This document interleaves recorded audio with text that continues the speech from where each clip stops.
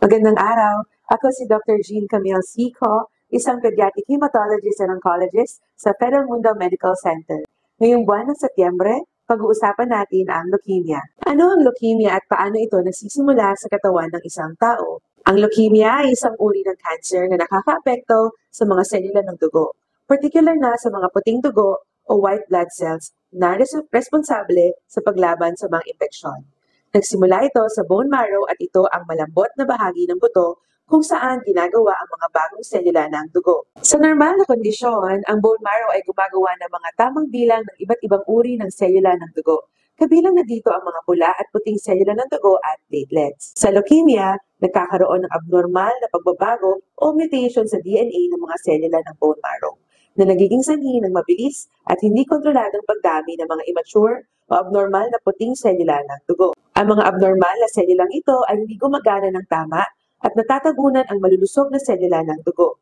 Dahil dito, naapektuhan ang kakayahan ng katawan na lumaban sa impeksyon, magdala ng oksigen at magpagaling ng sugat na nagdudulot ng malubhang komplikasyon. Paano malalaman ng isang tao kung meron siyang leukemia at ano ang sintomas nito? Ang leukemia ay maaaring magkaroon ng malawak na hanay ng mga sintomas. At sa maagang yugto, maaari itong hindi mapansin dahil sa magkakahawig ng mga sintomas sa ibang mga karamdaman. Gayunpaman, habang dumarami ang abnormal na mga selula ng dugo, maaaring lumabas ang mga sumusunod na sintomas. Pagsusugat at madaling pagdudugo dahil sa kakulangan ng platelets. Matinding pagkapagod at pamumutla dulot ng mga kakulangan ng pulang selula ng dugo o kung tawagin natin na anemia. Madalas na impeksyon dahil sa hindi gumaganang mga abnormal na puting selula ng dugo. Pamamaga ng lymph nodes, spleen o atay kung saan naiipon dito ang mga abnormal na selula ng dugo, katulad din ng pananakit ng buto o kasukasuan, dulot ng pag-ipon ng mga abnormal na selula sa bone marrow.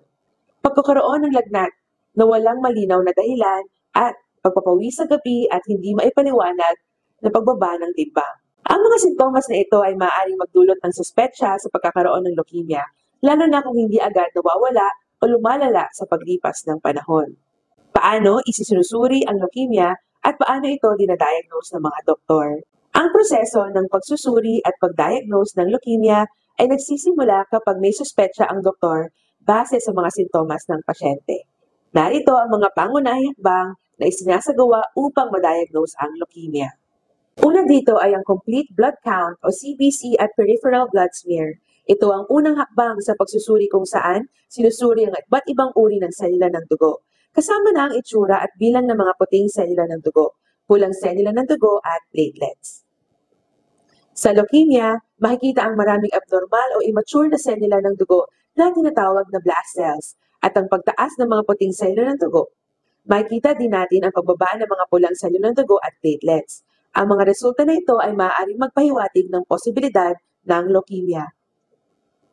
Kapag may malakas na hinala ng leukemia base sa CBC at peripheral blood smear, isinasagawa ang bone marrow biopsy and aspiration upang makumpirma ang diagnosis. Sa procedure na ito, isang maliit na sample ng bone marrow ang kinukuha mula sa buto gamit ang isang karayom. Susuriin ang sample upang makita ang mga immature o abnormal na selula ng bone marrow.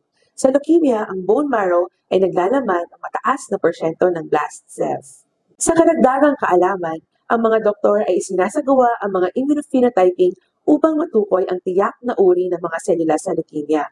Sa pamamagitan ng pagsusuri sa mga marker na makikita sa ibabaw ng mga selula, at upang gabayan at ang paggamot at magbigay ng prognosis, genetic at molecular studies ang isinasagawa. Ang mga pagsusuring ito ay pinagsasama-sama upang makabuo ng tiyak na diagnosis at upang malaman ang uri, antas, at lawak ng pagkalat ng leukemia. Ano ang epekto ng chemotherapy at iba pang mga therapy sa katawan ng pasyente na may leukemia? Ang chemotherapy ang pangunahing uri ng paggamot para sa leukemia. Ito ay gumagamit ng malakas na gamot na tumutugi sa mabilis dumaming mga selula ng cancer. Gayunpaman, dahil ang chemotherapy ay hindi makapili ng target, apektado rin ang mga normal na selula ng katawan na mabilis din dumami, tulad ng mga selula ng buhok, gastrointestinal tract, at bone marrow. Kaya, ang karaniwang side effects ng chemotherapy ay kinabibilangan ng pagkalagas ng buhok o alopecia, pagkahilo, pagsusuka, at kawalan ng gana sa pagkain, matinding pagkapagod at paghihina ng katawan, pagbaba ng resistensya sa infeksyon, at pagdurugo o madaling pagpasa. Bukod sa chemotherapy, ang bone marrow transplant o stem cell transplant ay isa pang opsyon ng pangkaraniwang ginagamit sa mga kaso ng high-risk leukemia o relapse cases. Ito ay nagpapalit ng bone marrow ng pasyente sa bagong malulusog ng stem cells mula sa isang donor upang manumbalik ang normal na paggawa ng selula ng dugo. Bagamat epektibo ang mga treatment na ito, ang mga pasyente ay maaaring makaranas ng malubhang epekto, kaya mahalagang mabantayan sila na mabuti at mabigyan ng suporta upang mapanatili ang kalidad ng kanilang buhay habang sumasailalim sa paggamot. Kung may nararamdaman, don't delay. Magpakonsulta today, visit Federal Mundo Medical Center, like and follow us for more health essentials.